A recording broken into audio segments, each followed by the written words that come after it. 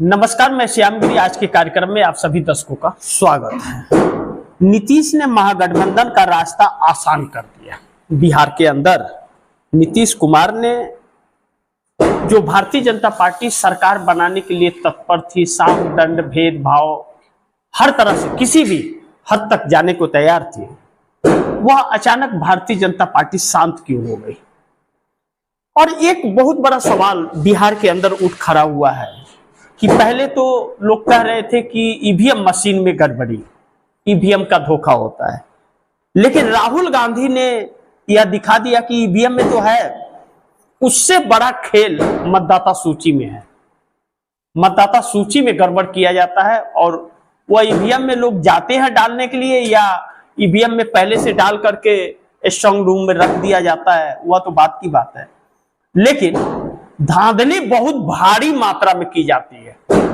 एक एक सीट पर एक एक लाख वोटरों की हेराफेरी की जाती है, और यह एक सोची समझी रणनीति एक बहुत बड़ी टीम के तहत यह होती है, जिसमें चुनाव आयोग का भी योगदान रहता है। शायद इसीलिए भाजपा कह रही थी कि 50 सालों तक हम राज करेंगे या 100 सालों तक राज करेंगे, इसी चोरी के दम पर, जैसा राहुल गांधी ने साबित किया। लेकिन नीतीश ने महागठबंधन का रास्ता आसान कर दिया। अब कि नीतीश ने जो अचानक नीतीश की एक्टिविटी बिहार राजनीति के अंदर हुई और नींद से जगे, और जिस पैटर्न पर नीतीश कुमार बिहार के अंदर चल रहे हैं और भाजपा को नुकसान पहुंचा रहे हैं, तो महागठबंधन के लिए सरकार बनाने का रास्ता उतना ही आसान हो रहा है। लेकिन नीतीश भी अपना स्पेस रख रहे हैं कि नीतीश के बगैर न तो महागठबंधन का सरकार बनेगा और ना ही भाजपा का बनेगा, और भाजपा के साथ नीतीश रहेंगे नहीं। लेकिन दूसरी तरफ अगर हम इस तरफ ध्यान केंद्रित करें कि नीतीश ने महागठबंधन के साथ मिलकर 95 सीट पर खेल कर दिया, क्या किया खेल। अब यह गणित बहुत दिलचस्प है। मैंने अपने पिछले कार्यक्रम में आप दर्शकों को मैंने बताया था कि बिहार के अंदर जो एनडीए गठबंधन के अंदर सीट बंटवारे हुए, भाजपा उस सीट बंटवारे के अंदर चक्कर खा गई और यह ध्यान नहीं दे पाई। 95 सीटें जो जेडीयू को मिली, नीतीश कुमार की पार्टी को, उन 95 सीटों पर या तो कांग्रेस के लोग हैं, या लालू प्रसाद यादव के लोग हैं, या लेफ्ट के लोग हैं। यानी कि भारतीय जनता पार्टी ने वह 95 सीट नीतीश कुमार के हाथ में दे दिया कि अगर नीतीश कुमार पलटी मारते हैं तो महागठबंधन की सरकार निश्चित है। अब बताइए आप दर्शक, 95 सीट जो है वह या तो जेडीयू जीत ले और या तो महागठबंधन जीत ले, उन दोनों में ही डिवाइड होनी है। यानी कि उसके बाद मात्र 27 सीटों का जरूरत पड़ता है। लेकिन उसी को हम दूसरे पहलू से देखते हैं कि नीतीश जाएंगे इंडिया गठबंधन में। क्या नीतीश इंडिया गठबंधन में जाने के लिए एक रास्ता उन्होंने तैयार कर दिया कि जो भारतीय जनता पार्टी नीतीश कुमार को कह रही थी कि सीएम नहीं बनाएंगे, वह कह रही थी, अमित शाह बार बार बयान दे रहे थे कि विधायक दल की बैठक में तय होगा।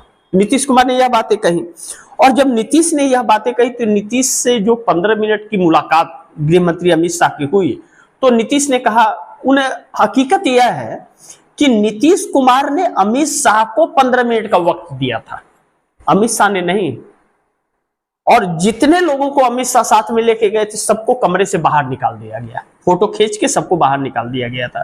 तो नीतीश कुमार जो 95 सीटों पर का जो गणित बैठ गया, और 27 सीटें और निकल ही जाएगी महागठबंधन इंडिया गठबंधन का, उसमें कोई शक है ही नहीं कि 27 सीटें और ना निकल जाए। जब 95 सीटों पर या तो नीतीश कुमार जीते या इंडिया गठबंधन के लोग जीते, यह तय हो गया कि इन दोनों के बीच में ही रहना है, तो क्या इसके बाद 27 सीट और इंडिया गठबंधन नहीं जीत पाएगा? जरूर जीतेगा। यानी कि भाजपा का वह जो प्लान था ना, एक नीतीश कुमार को धोखा दे करके और खुद का सीएम बनाने का, वह सपना टूट गया। और नीतीश कुमार अचानक नींद से जग करके नीतीश कुमार की पार्टी में जो स्लीपर सेल थे, जिसको संजय झा और ललन सिंह के नाम से लोग कहते हैं कि यह स्लीपर सेल है भाजपा के, और यह भाजपा के लिए काम कर रहे हैं जेडीयू में रहकर के, उन लोगों के भी उम्मीदों पर पानी फेर दिया। वह एकनाथ शिंदे के तर्ज पर एकनाथ शिंदे बनना चाहते थे वह लोग, कि जेडीयू को नीतीश कुमार इसके बाद हार गए तो उसके बाद में नीतीश कुमार तो रहेंगे नहीं और पार्टी स्प्लिट कर लेंगे, हम कब्जा कर लेंगे पार्टी पर। लेकिन वह सपना नीतीश कुमार ने एक झटके में अपनी रणनीति से तोड़ दिया। नीतीश कुमार चुप रह करके भी ऐसा काम कर गए जो नरेंद्र मोदी की कुर्सी को हिला दिया।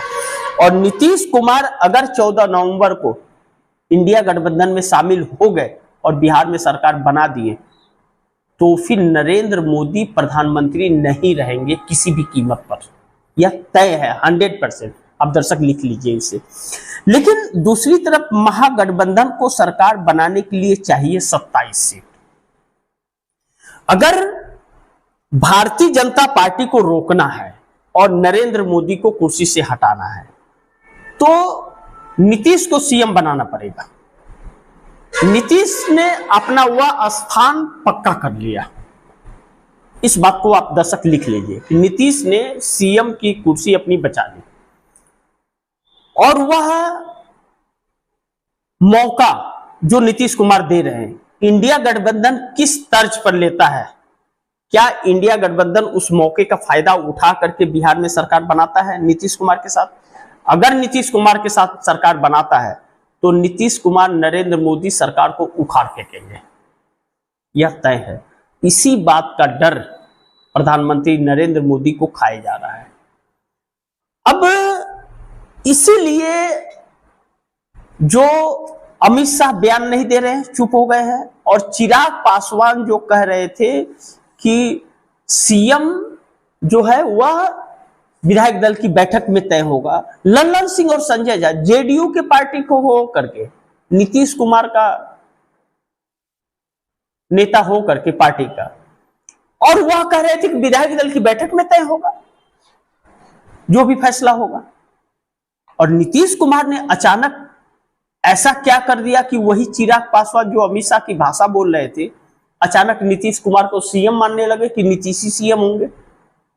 जीतन राम मांझी तो और उपेंद्र कुशवाहा तो नीतीश के साथ थे, दो फाड़ में बट गई थी।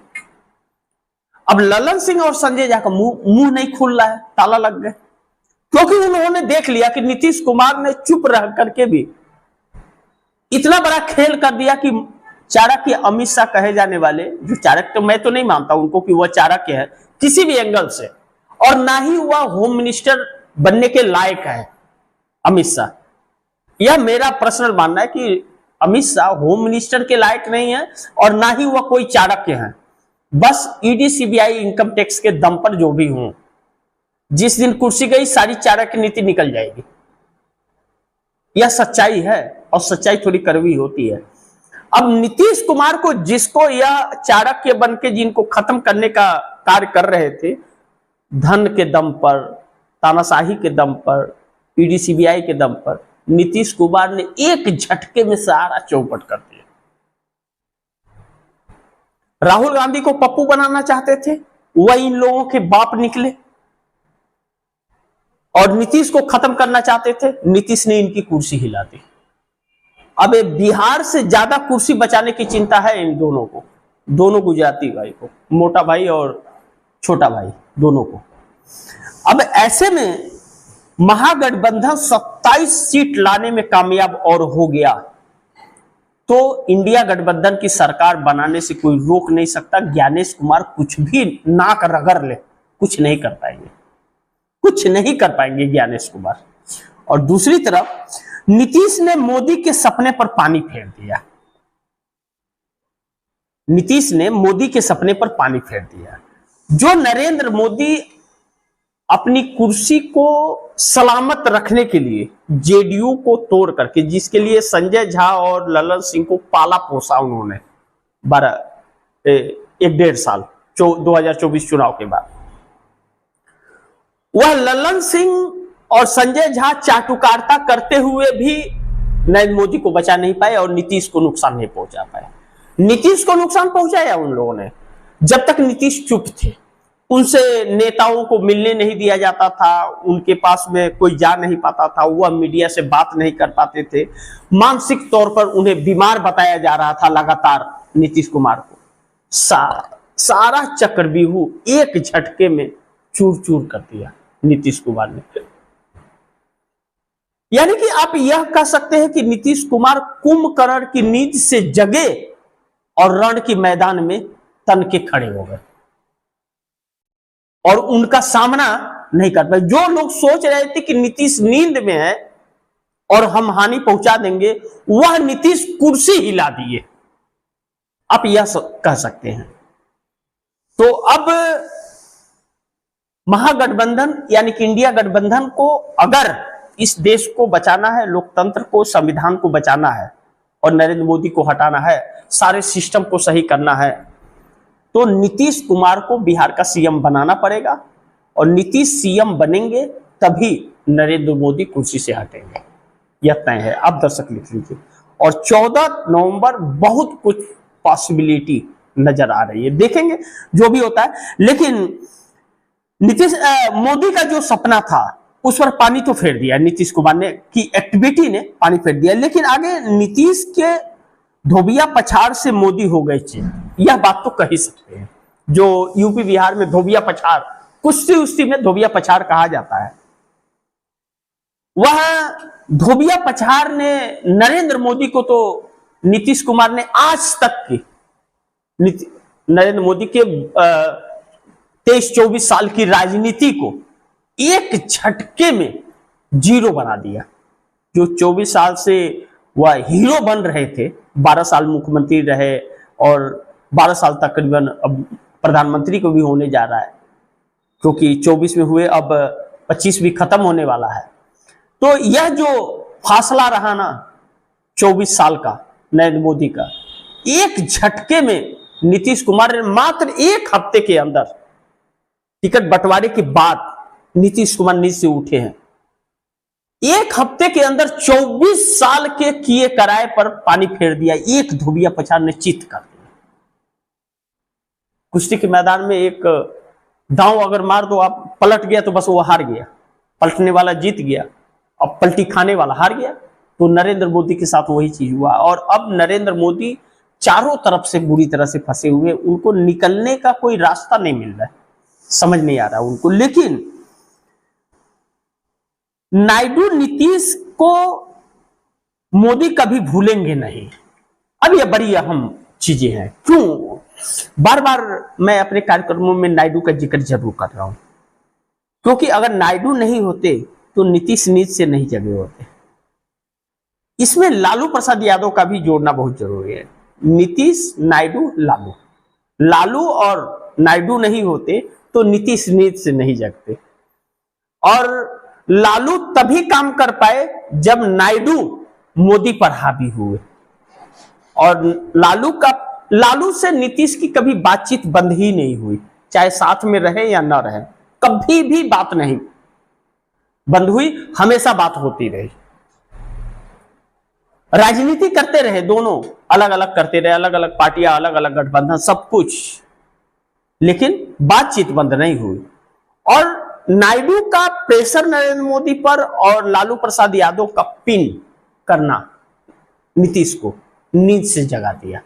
और एक ऐसा मौका हाथ आ गया नीतीश के कि नीतीश की पार्टी को जो पूरा खत्म कर दिया गया था, पूरा कब्जा कर लिया गया था हर तरफ से, वह अचानक हाथ से भाजपा के निकल गया और उन स्लीपर सेलों का चेहरा खुल करके सामने आ गया।